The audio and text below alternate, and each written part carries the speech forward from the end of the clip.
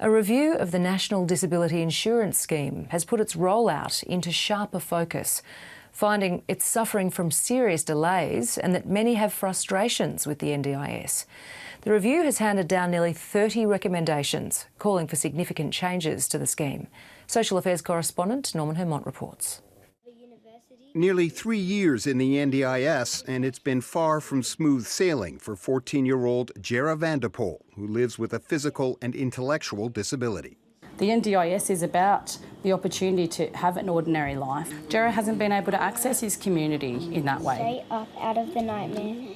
Equipment requests have been refused, support for clubs and lessons, anything not strictly therapeutic, has been a struggle. How long it had been since the monster had gotten out. Therapy is fantastic. Jera utilised a lot of therapy, but that also almost reflects on the medical model that we need to fix these people.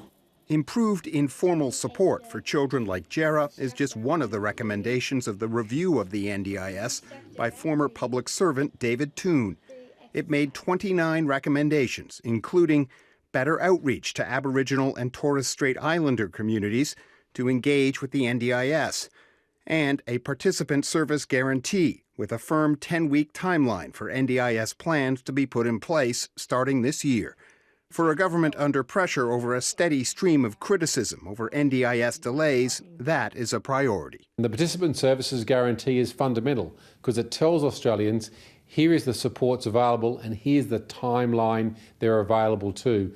Advocacy groups for people with disability have welcomed the tone of the review, but there are a lot of questions about the details, especially the government's plans to reduce delays.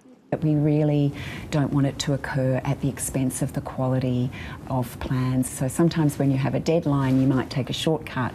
We don't want that to happen. Jess Stevens' message to policymakers is a simple one. It's by supporting us. You're supporting us to continue to care for our child. The government says it will respond to the review by the end of next month.